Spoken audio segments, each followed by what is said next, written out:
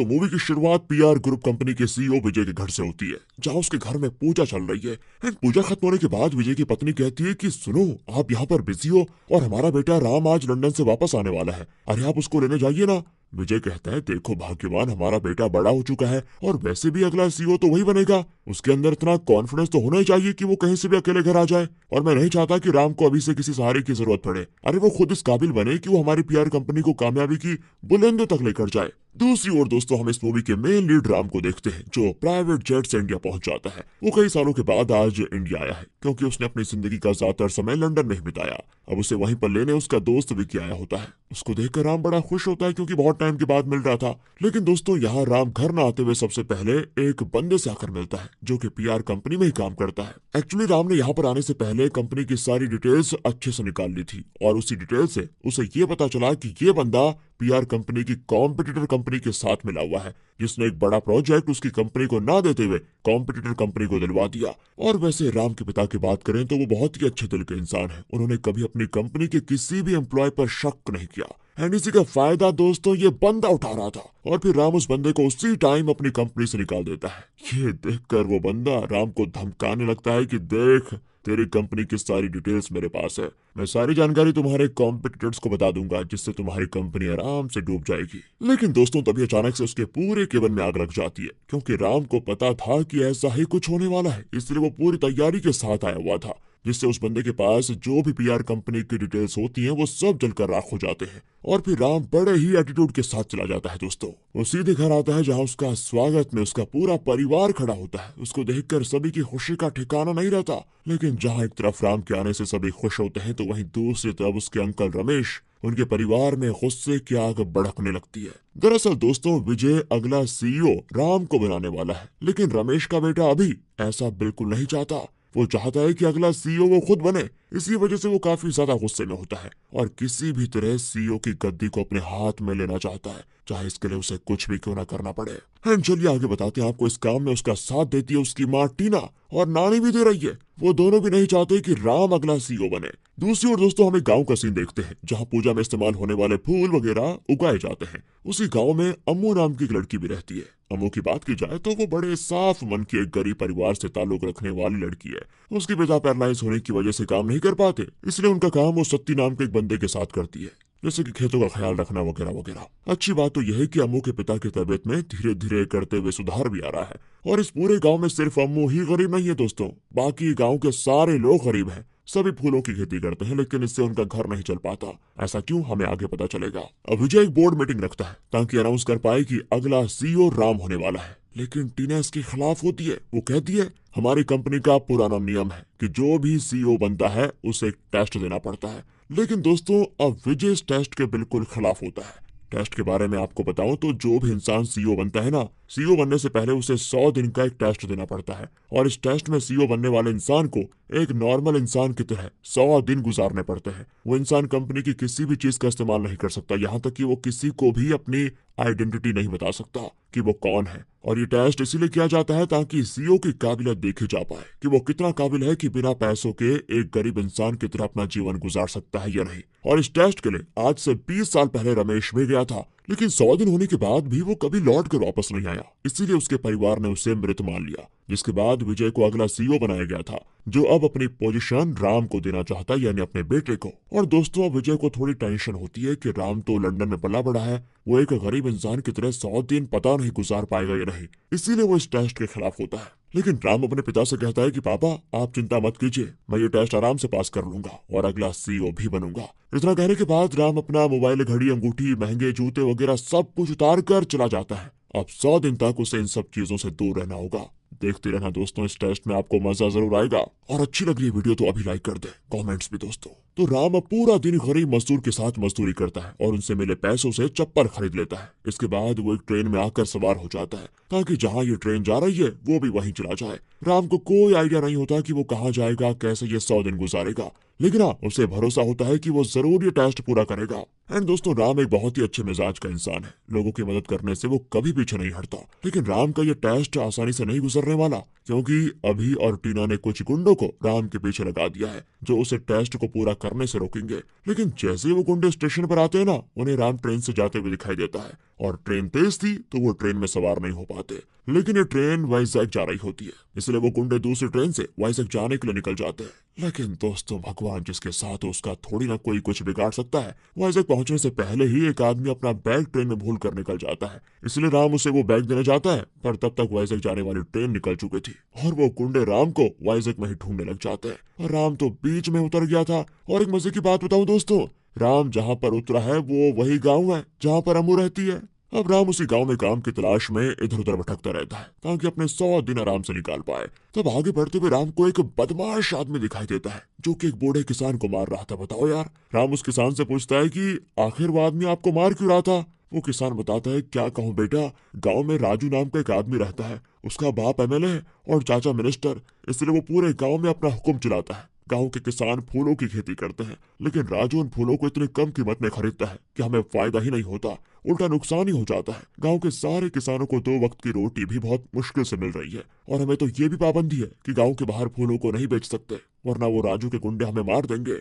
दोस्तों, ये सुनकर राम हैरान हो जाता है कि किसानों के साथ इतना बड़ा अत्याचार। इसलिए वो राजू से मिलने पहुंच जाता है जहां वो किसानों को उनके फूलों के बदले चवन या ठन्नी के हिसाब से पैसे दे रहा था और किसानों के उससे सवाल करने पर उसके गुंडे बेचारे किसानों को ही मार रहे होते हैं। ये देखकर राम को बहुत ज्यादा गुस्सा आता है और वो राजू के सामने एकदम बढ़िया तरीके से उसके सारे गुंडों की धुलाई करता है। तब उससे डर कर वो गुंडे उन किसानों को उनके फूलों की असली कीमत दे देते हैं। फाइनली किसान सभी खुश होते हैं कि उन्हें उनकी हक की चीज मिल रही है। राम यहाँ से चला जाता है इसके बाद। लेकिन राजू के गुस्से का ठिकाना नहीं होता दोस्तों कि आखिर ये है कौन जिसने मेरे आदमियों को ऐसा मार दिया, मैं उसे सबक सिखा कर रहूंगा। वेल, तो रात की बात है, राम आगे बढ़ रहा होता है कि तभी अम्मू गलती से राम को अपनी स्कूटर से टक्कर मार देती है और ये देखकर वो घबरा जाती है कहीं ये मर तो नहीं गया। लेकिन राम जिंदा होता है, पर उसे बहुत तेज बुखार था, इसलिए अम्मू उसे अपने घर लेकर आती है। पानी की पट्टी देकर उसका बुखार कम करने की कोशिश करती है। अगली सुबह जब राम की आंख खुलती है ना, तो वो खुद को अम्मू के घर में देखकर बिल्कुल हैरान। एंड तब अम्मू उसको सारी बात बताती है कि कैसे मैंने गलती से तुम्हें टक्कर मार दी थी। फिर दोस्तों वो उसे उसके बारे में पूछती है, तो राम अपनी असली पहचान नहीं बताता। वो कहता है, मैं एक अनाथ हूँ, मेरा इस दुनिया में कोई नहीं है और काम के सिलसिले में यहाँ पर आया हुआ हूँ, लेकिन एक्सीडेंट की वजह से अब तुम्हारे घर पहुंच गया हूँ और सच बताऊं तो पिछले 2 दिनों से मैंने कुछ खाया भी नहीं है। ये सुनकर दोस्तों सत्य और अम्मू को उस पर बहुत दया आ जाती है और वो न सिर्फ उसे पेट भर खाना देते हैं बल्कि काम पर भी लगा देते हैं, जहाँ दोस्तों अब से राम अम्मू का खेत संभालेगा। इतना ही नहीं, घर की सफाई से लेकर बर्तन तक उसको धोना होगा, जिसका वो उसे महीने का 5,000 रुपए देंगे। बताओ दोस्तों, करोड़ों के मालिक को नौकरों वाला काम करना पड़ रहा है, पर बढ़िया है। पता तो लगना चाहिए कि किस तरह लोग काम करते हैं ग्रास रूट लेवल पर। अब राम अपना काम शुरू कर देता है, डेली बर्तन धोना, खेतों में पानी वगैरह देना, और इससे बेचारे के हाथों में छाले तक पड़ जाते हैं। लेकिन हार नहीं मानता वो। बेचारा नरम नरम गद्दे पर सोने वाला पेड़ के नीचे खुले आसमान में सो रहा होता है। एंड तब दोस्तों राम अपना एक दिमाग लगाता है और बैम्बू को काट कर उससे एक ऐसा वाटर सिस्टम बनाता है जिससे एक जगह पानी डालने पर अपने आप पाइप की तरह पूरे खेतों में पानी जाने लगता है। क्योंकि आपको पता है कि राम एक पढ़ा लिखा बंदा है, ऐसी चीजें आइडिया लगाकर बनाने में उसके लिए बहुत बड़ी बात नहीं थी। पर ये देखकर तो अमू और बाकी हैरान हो जाते हैं कि यार कमाल का दिमाग है इसके पास, तो सारी मेहनत ही खत्म हो गई। लगता है ये राम कोई मामूली बंदा नहीं है, इसका दिमाग बहुत ही तेज है। दोस्तों ऐसे ही दिन गुजरने लगते हैं जहां अमू और राम एक दूसरे को मन ही मन पसंद भी करने लग जाते हैं, लेकिन सामने इसका इजहार करने से घबरा रहे होते हैं क्योंकि उनके अंदर हिम्मत नहीं होती। और बेचारी अमू तो राम को एक अनाथ और गरीब लड़का समझकर पसंद कर रही है, लेकिन जब सच्चाई उसके सामने आएगी तो उसके पैरों तले जमीन खिसक जाएगी और पता नहीं उनका ये प्यार क्या मोड़ लेता है, देख लेंगे वो तो दोस्तों अब डेली राम को खुले आसमान के नीचे सोता हुआ देखकर अमू को उस पर बहुत तरस आ जाता है। इसलिए वो घर के अंदर कपड़े का एक पर्दा लगाकर राम से कहती, देखो पर्दे के उस साइड तुम रहोगे और इस साइड में, लेकिन हाँ अगर कभी तुम्हारी उंगली भी पर्दे के इस साइड आ गई तो तुम अपना अगला जन्मदिन नहीं देख पाओगे, मैं तुम्हारी जान ले लूंगी। दोस्तों वो भी मान जाता है। दूसरी तरफ सारे किसान काफी ज्यादा परेशान होकर आपस में बातें कर रहे होते हैं कि फूलों की खेती करके हमें 2 वक्त की रोटी तो ढंग से नहीं मिलती, सब पैसे तो वो राजू खा लेता है, ऊपर से हमारा कर्ज भी बढ़ता जा रहा है। इसलिए दोस्तों उनमें से कुछ लोग डिसाइड करते हैं कि हम शहर में वॉचमैन वगैरह की नौकरी करने चले जाएंगे, कम से कम इतने तो पैसे कमा ही लेंगे कि ढंग से 2 वक्त का खाना मिल जाए। लेकिन दोस्तों कुछ बेचारों के पास तो इतने पैसे तक नहीं है कि वो यहाँ से शहर जा पाए। इसलिए वो अपनी जान देने का डिसाइड करते हैं। और तब एक किसान उन सभी से कहता है, देखो भाइयों, हमें राम के पास जाना चाहिए। अगर वो हमारी मदद करने के लिए तैयार हो जाता है तो वो हमें राजू से छुटकारा जरूर दिलवाएगा, क्योंकि उस दिन याद है ना, उसी ने राजू से हमको बचाया था। इसलिए दोस्तों सारे किसान राम के पास आकर उसे मनाने की कोशिश करते हैं कि हमारी मदद करो, तुम ही हमारा आखिरी सहारा हो। लेकिन राम कहता है कि मैं ऐसा नहीं कर सकता, मुझे माफ कर दो, क्योंकि मैं यहाँ पर किसी और काम से आया हूँ और मैं जल्दी यहाँ से चला भी जाऊंगा, बिना वजह किसी मुसीबत में नहीं पड़ना चाहता। इतना कहकर दोस्तों वो चला जाता है। और वैसे भी एक हिसाब से राम ने सही तो कहा है, वो अकेला इंसान क्या ही कुछ कर पाएगा इतनी बड़ी बड़ी पोस्ट के लोगों का। हाँ, अगर वो टेस्ट पर नहीं होता तब वो इनकी मदद कर सकता था, लेकिन अभी तो उसे डर है कि कहीं इन सब के चक्करों में मेरी असली पहचान ना आ जाए सामने। दूसरी ओर दिखाते हैं दोस्तों, अमू जब घर जा रही होती है ना, तभी राजू और उसके गुंडे उसका रास्ता रोक लेते हैं। राजू तो अमू को गलत गलत कमेंट पास करने लगता है, क्योंकि वो भी अमू को पसंद करता है दोस्तों, और उसके साथ एंजॉय करना चाहता है। लेकिन अमू उसको थप्पड़ मार कर चली जाती है। बस राजू के गुस्से का अब ठिकाना नहीं रहता। वो रात को ही अमू के घर अपने गुंडों को भेज देता है ताकि वो अमू का अपहरण कर पाए। लेकिन दोस्तों तब राम वहां पर आ जाता है और उन गुंडों की ऐसी धुलाई करता है ना कि क्या कहे। बेस्ट सीन होता है दोस्तों ये। वो सभी गुंडों को इतना मारता है कि सारे गुंडे अपनी जान बचाकर वहां से भाग निकलते हैं। अब अगली सीन में राजू के कहने पर कुछ पुलिस वाले अमू के घर में घुस जाते हैं और राम से उसकी आइडेंटिटी प्रूफ मांगते हैं, ये कहते हुए कि हमें खबर मिली है कि राम किसी गलत लोगों के ग्रुप का हिस्सा है जो लोगों को नुकसान पहुंचाना चाहते हैं। अगर इसने अपनी पहचान बता दी तो इसे छोड़ दिया जाएगा, वरना जेल में बंद कर दिया जाएगा।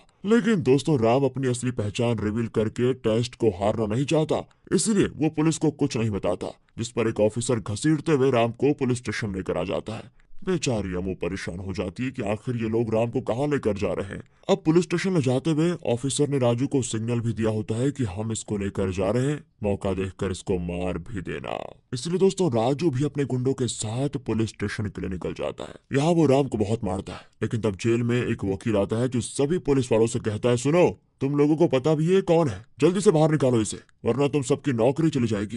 ये एक बहुत ही बड़े अमीर बाप का लड़का है। दोस्तों सारे के सारे पुलिस वाले घबरा जाते हैं कि हमने ये क्या कर दिया। ऑफिसर के साथ साथ पुलिस वाले राम से माफी मांगते हैं फिर कि हमें माफ कर दो, अपने पिता को इसके बारे में कुछ मत बताना। इसके बाद दोस्तों वो राम को छोड़ भी देते हैं। राम बेचारा बहुत ही कंफ्यूज होता है कि यार इस वकील को तो मैं जानता तक नहीं, तो क्या सच में इसने मेरी असली पहचान जान ली है क्या? तब वकील कहता है कि पहचाना मुझे, मैं वही हूँ जिसका बैग तुमने ट्रेन से उतर कर दिया था। उस बैग में मेरे बहुत ही इंपॉर्टेंट फाइल्स थे। अच्छा हुआ वो मुझे मिल गया। तुम्हारे हाव भाव से मैं समझ गया था कि तुम एक अच्छे इंसान हो और बिना वजह ही ऑफिसर ने तुम्हें बंद करके रखा होगा, इसलिए मैंने ऑफिसर्स को तो झूठ बोल दिया कि तुम अमीर बाप के बेटे हो। बस उन्हें यकीन हो गया और देखो डर के मारे उसने तुम्हें छोड़ ही दिया। राम भी दोस्तों बड़ा खुश होता है कि चलो मेरी पहचान किसी को नहीं पता अभी तक, लेकिन उस वकील को भी क्या पता जो मैंने झूठ बोला वो असली में सच है। तो अब ऑफिसर राजू और उसके गुंडों को भी राम से दूर रहने को कहता है कि वरना उसका बाप तुम सबकी जान ले लेगा। राजू भी हैरान हो जाता है कि भाई अगर राम इतने अमीर बाप का बेटा है तो वो यहाँ पर क्या कर रहा। अब राम जैसे घर आता है ना, अमू उसको देखकर बड़ी खुश होती है, कहती है भगवान का शुक्र है कि तुम आ गए, चलो अब जल्दी से मंदिर चलो, क्योंकि मैंने मन्नत मांगी थी कि अगर तुम वापस आ जाओगे तो हम दोनों मंदिर आएंगे। और इस चीज से दोस्तों राम बड़ा खुश, वो दोनों तैयार होकर मंदिर आ जाते हैं। वहां पर एक साथ टाइम बिताने के बाद अम्मू राम को अपने एक पड़ोसी रामू काका के घर लेकर जाती है, क्योंकि कई दिनों से अम्मू ने रामू काका को देखा ही नहीं था। और वहां आने के बाद उसे पता चलता है कि रामू काका के घर की हालत बहुत ही खराब है। घर पर किसी ने 2 दिन से कुछ नहीं खाया था। रामू काका को चलने में तकलीफ है, जिसके इलाज के लिए काफी पैसे लगेंगे।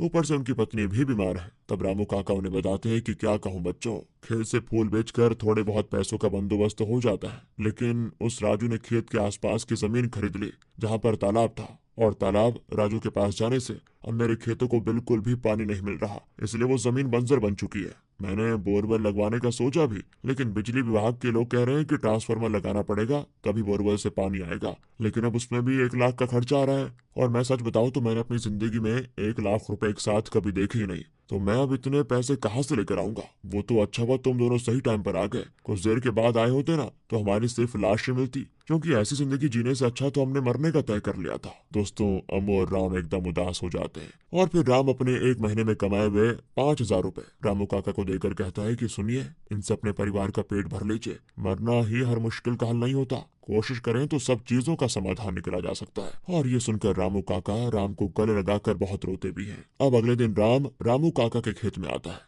और जो बोरवेल बिजली की वजह से नहीं चल पा रही थी, राम अपना दिमाग लगाते हुए पुराने ड्रम से एक विंड मिल बनाता है जिससे बिजली पैदा होती है दोस्तों, और वो बिजली बोरवेल चालू कर देती है। बताओ, इससे रामू काका के खेतों में पानी आ जाता है। ये देखकर तो उनकी खुशी का कोई ठिकाना नहीं होता। सारे गांव वाले राम का धन्यवाद कर रहे होते हैं। अब गांव वालों की नजरों में राम एक मसीहा बन चुका था। अगले सीन में सारे गांव वाले दोबारा से राम के पास आकर उससे मदद मांगते हैं ताकि वो राजू से उन्हें छुटकारा दिलवा पाए। लेकिन राम कहता है कि देखो भाइयों, ये काम अकेले का नहीं है। मैं आपकी मदद जरूर करूंगा, लेकिन इसके लिए मुझे आपका साथ चाहिए। मैं एक लेटर लिखूंगा और उसे सरकार को भेज दूंगा।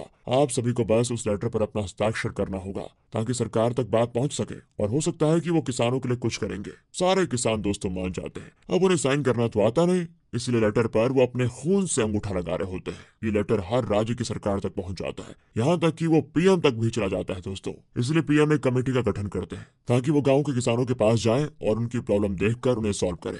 दूसरी ओर टीना और अभी को इंस्टाग्राम पर राम की एक वीडियो मिलती है जिसमें दोस्तों उसने वो विंड मिल बनाया था। ये देखकर वो दोनों हैरान कि ये राम तो आराम से टाइम बिता रहा है और अब सिर्फ 2 दिन बचे हुए हैं 100 दिन पूरे होने में। अगर इन 2 दिनों में हमने कुछ नहीं किया तो समझ लो सीईओ की गद्दी हाथ से गई। हमें जल्दी कुछ करना पड़ेगा। इसीलिए दोस्तों टीना एक हैकर से बात करती है ताकि पता चल सके कि ये वीडियो किसने और कहां से अपलोड किया है, जिससे पता चल जाएगा कि अभी राम कौन सी जगह पर मौजूद है। दूसरी ओर दोस्तों कमेटी के बारे में जैसे ही राजू के चाचा को पता चलता है, वो उसके पिता को फोन करके कहता है कि देखो, अगर गांव वालों ने कमेटी के सामने कुछ कह दिया तो तुम्हारी एमएलए की कुर्सी जाएगी ही, मेरी मिनिस्टर की कुर्सी भी हाथ से चली जाएगी, जो कि मैं होने नहीं दे सकता। इसलिए जाओ और गांव वालों का कुछ करो ताकि वो कमेटी के सामने अपना मुंह न खोले। इसलिए दोस्तों एमएलए राजू से आकर उसे गांव वालों को शांत करवाने का काम देता है ताकि वो अपना मुंह कमेटी के सामने न खोले। यहाँ अमू के घर पर उसके पिता आते हैं। वो अपने पिता को राम के बारे में बता देती है कि मैं उसे पसंद करती हूँ। लेकिन अमू के पिता जैसे ही राम को दवाइयों के डिब्बे से किसी नाम की दवा निकालने के कहते हैं तो वो तुरंत उस दवा को निकाल लेता है। ये देखकर अमू के पिता राम को थप्पड़ मारते हुए कहते हैं, बता तू है कौन और तूने मेरी बेटी से क्या कहा कि तुझे पढ़ना लिखना नहीं आता? फिर तूने नाम समझकर दवाई कैसे निकाला? और उसी के साथ साथ एक जाहिल आदमी कभी विंडमिल नहीं बना सकता, वो भी भंगार के समान से। सच बता, तू है कौन और किसकी मदद से यहाँ पर आया है? ये सारी बातें सुनकर अमू राम से कहती है, चुप क्यों खड़े हो, जवाब दो ना पापा को। लेकिन दोस्तों राम के पास कोई जवाब नहीं होता। उसे शांत देखकर अमू समझ जाती है जिसे गरीब और अनाथ समझकर उसने प्यार किया वो तो कोई धोखेबाज है, और वो गुस्से में राम को घर से भगा देती है। और आज का दिन टेस्ट का दोस्तों 99 दिन होता है। राम अमू से कह रहा होता है बस 24 घंटे का टाइम दे दो, उसके बाद मैं तुम्हें सब बता दूंगा। लेकिन अमू नहीं मानती। कुछ देर के बाद राजू के गुंडे अमू के पूरे खेत को बर्बाद कर देते हैं, और सत्ती जब रोकने जाता है तो वो उस पर भी हमला कर देते हैं। उन्होंने ऐसा इसीलिए किया ताकि वो राम को इन काम में उलझा सके, और तब तक कमेटी के लोग राम का इंतजार करते हुए चले भी जाएंगे क्योंकि किसानों की तरफ से कमेटी के लोगों से बात राम को ही करनी थी। अब राम और अमू जैसे सत्ती को देखते हैं तो वो एकदम घबरा जाते हैं कि किसने किया ये, क्योंकि सत्ती का बेचारे का काफी खून बह गया था। राम सत्ती को तुरंत हॉस्पिटल लेकर आता है जहाँ सत्ती का ऑपरेशन किया जा रहा था, लेकिन ऑपरेशन के लिए बहुत पैसों की जरूरत थी जो कि अमू और सत्ती दोनों के पास नहीं थे। तब राम विकी को फोन करके कहता है कि भाई मुझे बेस्ट से बेस्ट डॉक्टर चाहिए ताकि सती का इलाज हो पाए। विकी कहता है कि पागल हो गया है क्या, एक दिन बचा हुआ है 100 दिन पूरे होने में, अगर तूने अभी कोई कदम उठाया तो तेरी पहचान आ जाएगी सबके सामने। राम कहता है कि हो जाने दे यार, मुझे ऐसी सीईओ की गद्दी नहीं चाहिए जो किसी की जान के बदले मुझे मिल जाए, तुम बस सत्ती का इलाज करवाओ। एंड दोस्तों तब उसके कहने पर कई सारे बेस्ट डॉक्टर्स हॉस्पिटल पहुंच जाते हैं जो सत्ती का इलाज करते हैं। दूसरी तरफ राम जैसे किसानों के पास जा रहा होता है, वहां फिर से राजू के गुंडे आकर उसे रोकने की पूरी कोशिश करते हैं। राम उनसे लड़ना शुरू कर देता है तो वहीं कमेटी के लोग इंतजार कर रहे होते हैं कि कब एक किसान अपनी प्रॉब्लम उन्हें बताएंगे ताकि मामला आगे बढ़ पाए। लेकिन किसान तो राम के आने का इंतजार कर रहे होते हैं कि वो कब यहाँ पर आएगा और कब हमारी प्रॉब्लम कमेटी को बताएगा। लेकिन बेचारा राम तो गुंडों के बीच दोस्तों बुरी तरह फंस चुका था। दूसरी तरफ अभी को पता चल जाता है कि राम कहाँ पर है, इसलिए वो भी अपने गुंडों को उसको मारने भेज देता है। तभी टीना अभी से कहती है, ये क्या कर रहे हो, हमारा काम है राम को सीईओ ना बनने देना, ना कि उसकी जान लेना। ऐसा कैसे कर सकते हो तुम, वो तुम्हारा कजन भी तो है। और दोस्तों इस पर अभी अपनी माँ से कहता है, इतना क्यों फिक्र हो रही है माँ उसकी, कहीं वो आपका ही बेटा तो नहीं। दोस्तों ये सुनकर टीना को बहुत बुरा लगता है कि उसका ही बेटा उसे इस तरह से बात कर रहा है। इधर बेचारा राम राजू के गुंडों से बहुत ही परेशान हो गया था कि अभी के गुंडे भी दोस्तों वहां पर आकर उससे लड़ने लगते हैं। वो उनका बहुत ही बहादुरी से मुकाबला करता है और एक एक को मारने में सफल भी हो जाता है, लेकिन इससे वो भी काफी बुरी तरह घायल हो गया था। और हिम्मत करके वो किसानों के पास पहुंच जाता है, जिसको देखकर उन सभी में एक अलग एक्साइटमेंट आती है। तो राम कमेटी के मेंबर्स को राजू और उसके गुंडों के अत्याचार के बारे में बताता है कि वो फूलों की इतनी कम कीमत किसानों को देते हैं। ये सारी बातें सुनकर कमेटी इस नतीजे पर पहुंचती है कि अब से किसानों को उनकी मुंह मांगी कीमत दी जाएगी और सरकार उनका पूरा सपोर्ट करेगी, ताकि वो अपने फूलों को गांव के बाहर शहरों में भी बेच पाए। ये सुनकर दोस्तों किसानों की खुशी का ठिकाना नहीं होता, लेकिन इतना घायल होने की वजह से राम वहीं बेहोश हो जाता है। और जब टीना का भेजा हुआ हेलीकॉप्टर वहां कर राम को लेकर जाता है, कुछ दिनों के बाद फिर से बोर्ड मीटिंग होती है, जहां अभी का कहना होता है कि राम ने सिर्फ 99 दिन पूरे किए हैं, इसलिए उसे सीईओ नहीं बनाया जा सकता। लेकिन तब वहां पर रमेश आ जाता है। जी हाँ दोस्तों, विजय का बड़ा भाई जो 100 दिन टेस्ट के लिए गया था लेकिन 20 साल के बाद वापस आया। वो यहाँ आकर सभी से कहता है कि मानता हूँ राम ने 100 दिन पूरे नहीं किए, लेकिन मैंने राम को अच्छे से देखा है, उसके जैसा इंसान शायद ही कोई होगा। जब मैं अपने टेस्ट के लिए गया था तब गरीबों के साथ रहकर मुझे एहसास हुआ कि आखिर जीना किसे कहते हैं। खुद के पास सब कुछ हो इसका मतलब ये नहीं कि हम दूसरों के बारे में भूल जाए। यही वजह है कि मैं दोबारा वापस नहीं आया। राम नाम रख लेने से कोई राम नहीं बनता, उसके जैसा खुद को बनाना पड़ता है, और वो सारी काबिलियत राम के अंदर पूरी तरह से मौजूद है। ये सुनकर टीना भी सभी से कह देती है कि मुझे भी राम को अगला सीईओ बनाने के लिए कोई एतराज नहीं है, क्योंकि दोस्तों उसे एहसास हो चुका था कि राम कितना अच्छा इंसान है। उसी के साथ साथ अभी भी इसके लिए मान जाता है, क्योंकि पिता की बातों से उसे भी एहसास हो गया था कि कोई भी चीज छल कपट से हासिल नहीं की जा सकती, बल्कि उसके लिए योग्य बनना पड़ता है, तभी हम कामयाबी की बुलंदियों को छू सकते हैं। अब राम कई सारे गाड़ियों के साथ दोबारा गाँव आता है, और अब जाकर उसकी असली पहचान पूरे गांव वालों के सामने रिवील होती है कि ये तो करोड़पति है। वहां आते ही वो सबसे पहले सभी के लोन को चुका देता है, जो देखकर सभी बड़े खुश। जिसके बाद राम अमू से कहता है, दुनिया के लिए मैं कितना भी अमीर क्यों ना हो जाऊं, मैं हमेशा तुम्हारे लिए वही राम रहूंगा जिस राम को तुम जानती हो। तो क्या तुम मेरे साथ अपनी जिंदगी बिताना पसंद करोगी? ये सुनकर रोते हुए अमू राम को गले लगा लेती है, और इसी हैप्पी एंडिंग के साथ दोस्तों ये मूवी खत्म होती है।